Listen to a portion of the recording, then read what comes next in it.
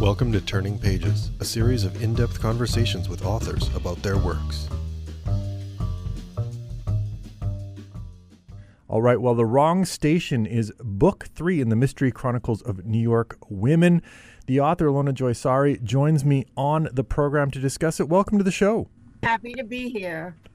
So, as I understand it, Ilona, this is as I mentioned, book 3 in a series, but this is only the second featuring Lorna Raven. That's right. So you jumped around with characters. There was another New York woman before you returned to Lorna. Yes, I kill everybody or somebody in every book, so that's why it became the New York Chronicles. Because I feel like an expat from New York. I'm in Southern California, but I was born and raised and lived in Manhattan for about 20 years. And Manhattan is the city of my life. I love Manhattan, so my books always take place there, or in Queens, where I was raised. So when you're populating a place, that place starts with New York, and then it's who fits that spot is kind of how you build out. Yeah. I figure out who my lead female will be, and then I just give her a mystery to get involved in. And usually she's an innocent bystander, sort of a Hitchcockian thing, wrong place, wrong time.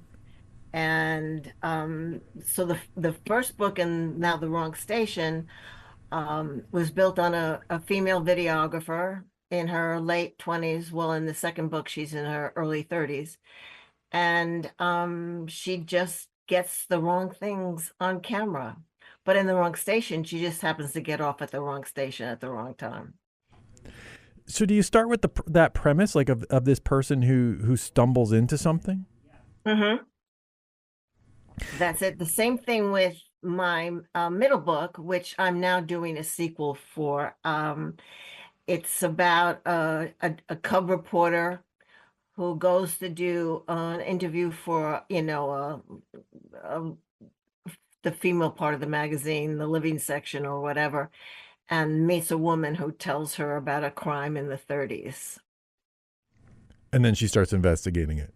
Yes. Yeah. And she interviews all the women, and she swears to them she will not write about it until they're all dead, because they're all in their 80s and 90s when she meets them.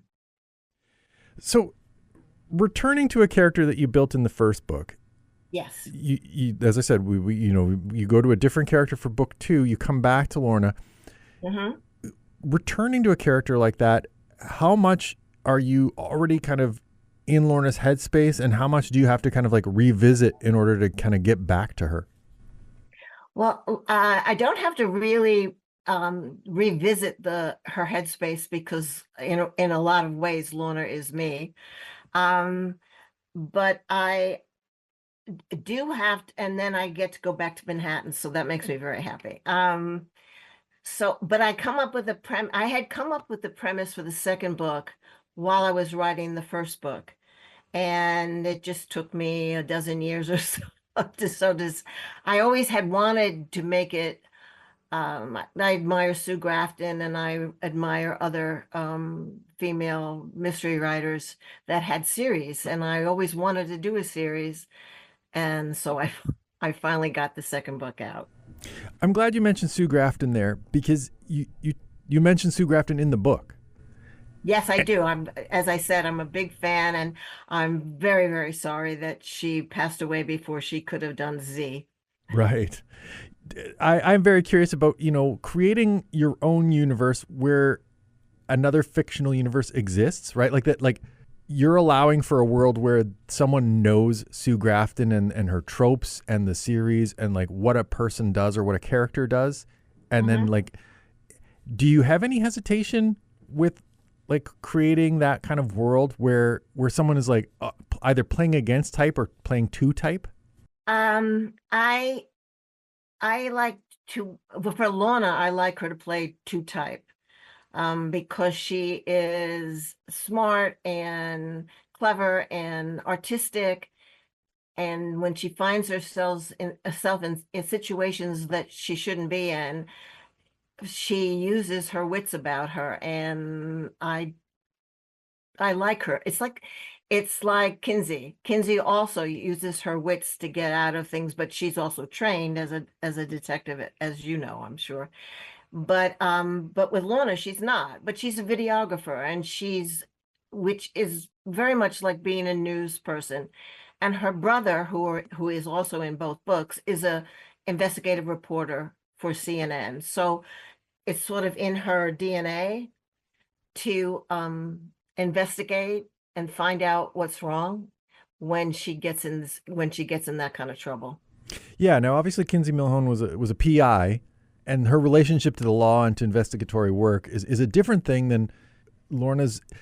Like, she has a natural inquisitiveness and a curiosity, but that maybe bumps up against like her skill set Yes. being like an understanding of crime and criminology is a Yes. different thing.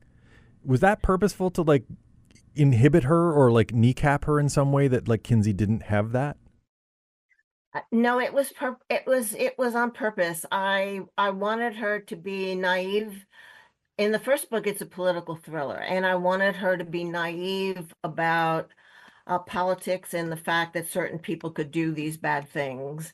And then through the through her videography, she taped what she thought was a murder, and those people then came after her. And then after a while, people thought she was the murderer. So she had to figure out, and she was on the run. And she ran all over Manhattan, my favorite places, ate in my favorite restaurants. And she's trying to figure out how to clear herself and find the people that did it. So then it was just wits. She was living by her wits.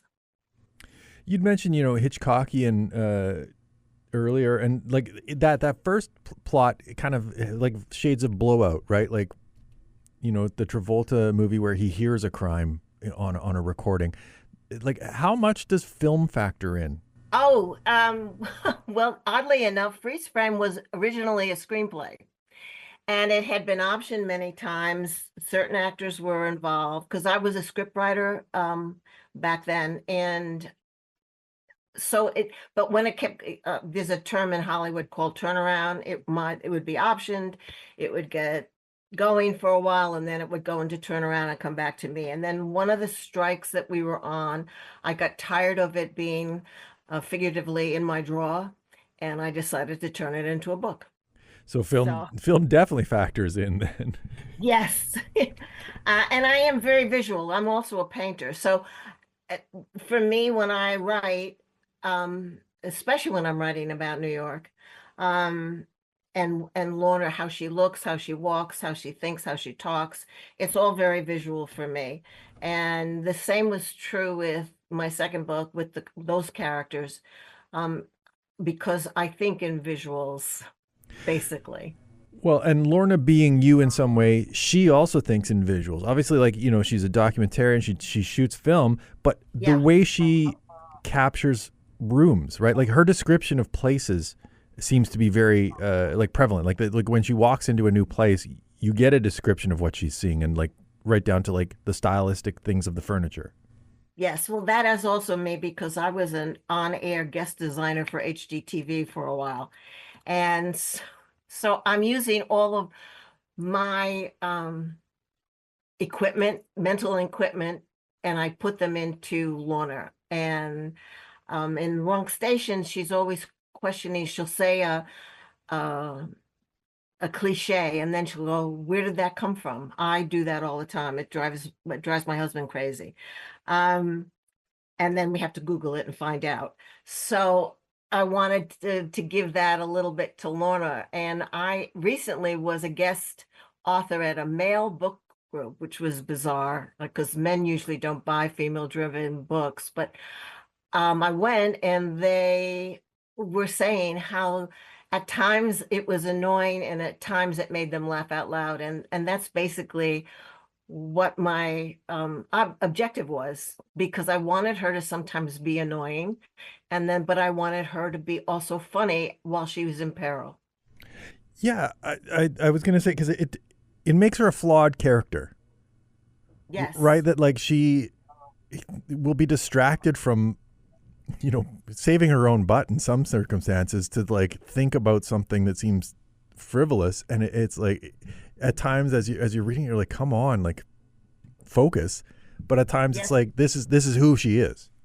Yes. And it also is the way she protects herself when she can't, when she, I think, unconsciously realizes that she can't deal with the situation as it is.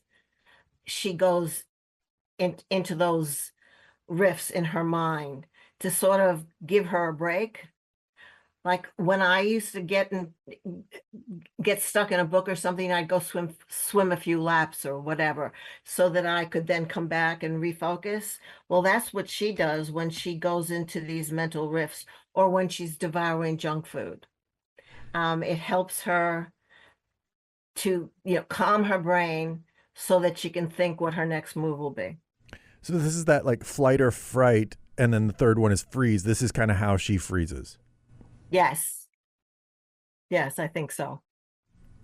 Did you have any hesitation about kind of like how much you give her as far as like flaws or character issues that like did you want a heroine to be kind of above reproach, or did you think like she has to be realistic, and realistic includes flaws? I don't know if I really ever thought about it one way or the other. I just, as a lot of writers know, sometimes you start something and then the character becomes the character that you hadn't really envisioned. And with Lorna, she was pretty mapped out in the screenplay. So, but that also took on its own life as I was writing the screenplay. And so, and it was actually that her occupation. I had never really known a videographer that would go and shoot rooms and apartments and houses for insurance companies. And I thought, oh, that's a very cool thing. And she should be in some place at the wrong place at the wrong time and get something that she shouldn't get on the video.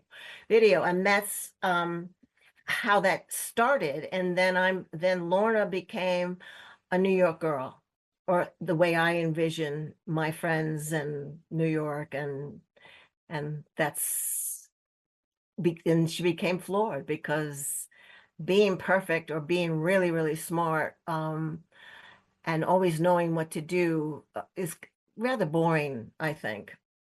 Um, because even the one writer that I admire more than anybody else that writes in the spy genre is Le Carre, and he has very, very flawed characters, and I will never compare myself to him because he's brilliant and I'm fun. And so, but I got those not instincts, but training by reading writers that in that genre that I admire, and the characters that I admire were all flawed. So I think unconsciously that's why Lorna is the way she is.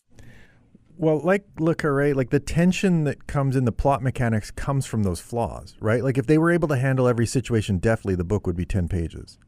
Yes, absolutely. So the physical, like that she's a bit clumsy, or that she like forgets her keys, things like that, that was baked in from the beginning as well. Oh yes, because that's that's also me.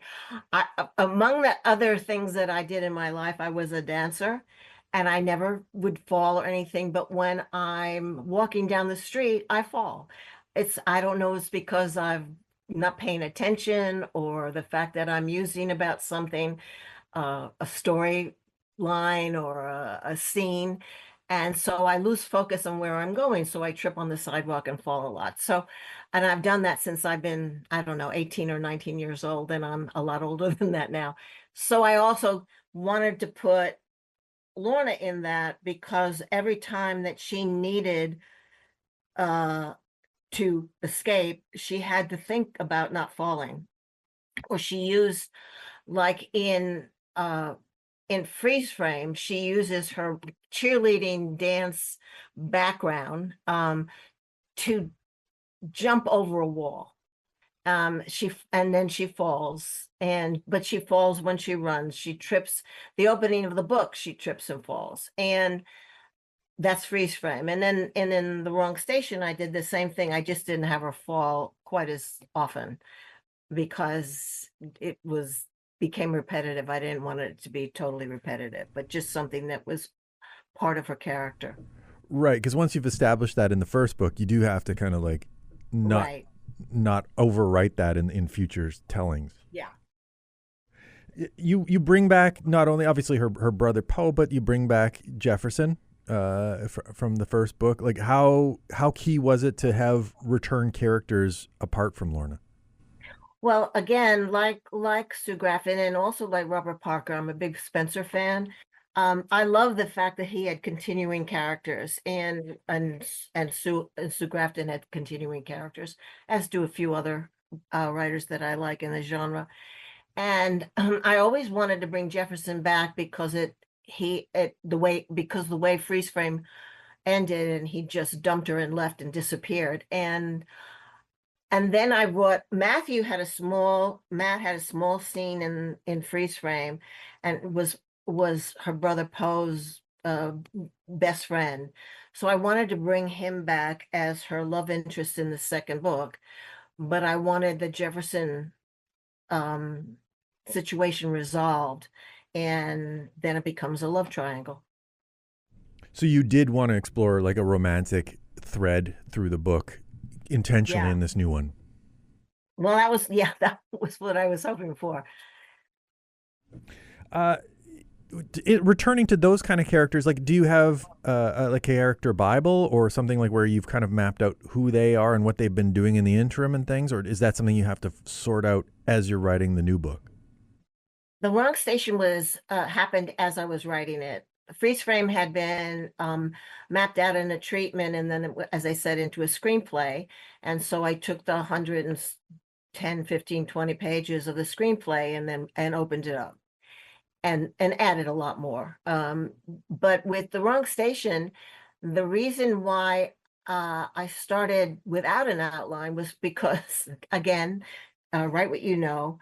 When I first lived in Manhattan, well, I first was working in Manhattan. I still was commuting. I just got out of college and I hadn't found an apartment yet.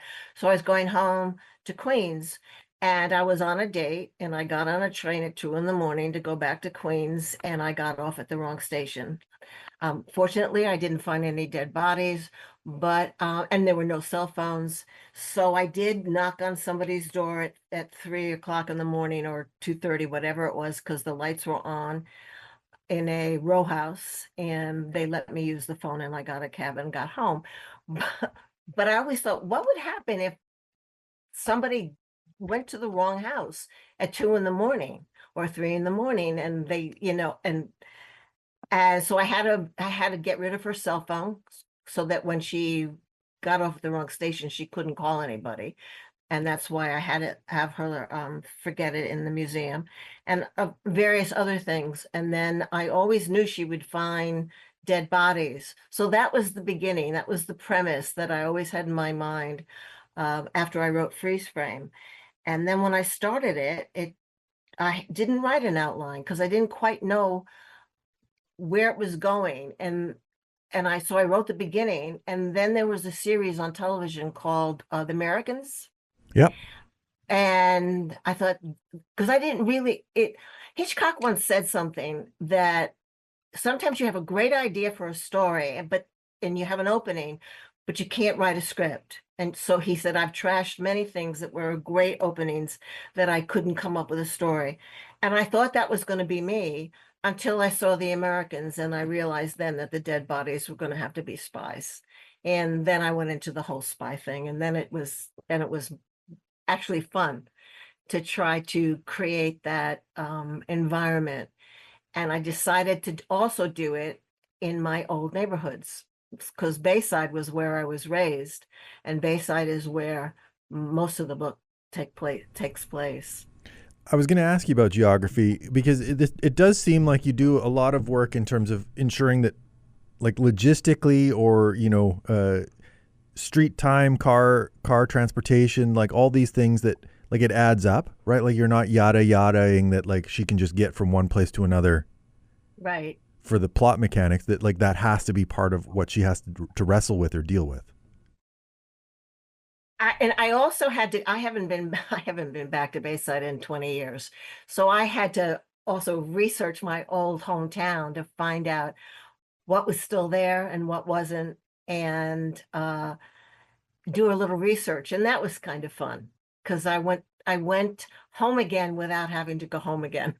Sure enough. Now, you mentioned the Americans, like the spies and that aspect of things. You write from their perspective at times in the book, right? Like we don't just get Lorna's interior story. We get, her antagonists. Was that always going to be something like you were going to have to tell the story through their eyes as well, or like did that kind of come out through editing, or like how did that idea come up? I always um like Hannibal Lecter and books like that. Not that I read them that often because they scare me, but I always like going into the criminal's mind and finding out who they were and hoping our hero would, of course, solve it or kill them or whatever. And so I did want to do that, and I had fun with freeze frame doing it with the cigarette man and various and the couple that were living in the Beekman Place house and all of that. So it was really fun because then the reader knew what was going on, even if Lorna didn't. And so I continued that with the wrong station. I also wanted Poe to be in the second. An agent that was representing freeze frame, I killed Poe in the first book, and the agent said it would be better if you kept him alive and make it a brother sister thing. And so I kept him in a coma for the first book, but then I made him a real character in The Wrong Station. And then I gave him a past and a past love life and a present love life, and I just thought it opened the book so that the reader would really get to know these characters and also to get to know the villain. And I thought that having a disgruntled FBI agent, which is kind of bizarre right now, as the villain would be the perfect foil for Lorna and Poe. Building And up. Sorry, go I'm ahead. sorry, I just say and Jefferson, of course. So building out Poe, when you said had him in a coma, now you've got a love interest and things like that. Is that to create stakes for his character? That like he feels at risk and he has a compulsion not just for his sister but for himself. Yeah, I wanted to give a because Poe, when Poe was introduced in Freeze Frame, he was with his girlfriend Carol, who he marries, of course, at the end of the book, in Wrong Station. But I wanted him. It was this perfect little love affair and very sweet. And then he was in the coma.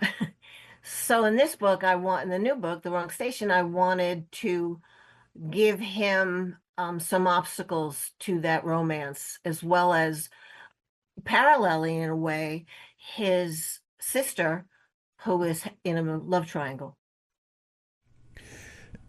How much do you have to think about kind of like how often you're spending with other people and then getting back to Lorna? Like, is that just natural that which beats need to be Lorna beats versus the others, or like how do you kind of determine who gets a share of the like storytelling pie? Um, I don't really have an answer to that. Maybe it comes naturally. I know that when I write a scene about a character that's not Lorna, it's usually shorter for one thing, because I don't necessarily think like they do the way I do Lorna, so that I plot out the scene and then I figure out what I want to happen in that scene, and then I quickly move on back to Lorna. Because it's natural to tell things from Lorna's perspective. Yeah, I was going to do it all of her in the first person and all of them in the third person, but then it got a little messy, so I just did it all in the third person.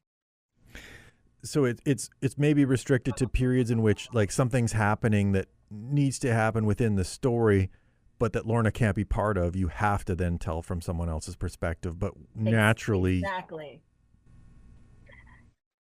That's exactly true, because there were things that I wanted the reader to know that were going to happen around her or to her, so that they would be waiting for it and to see how she handled it.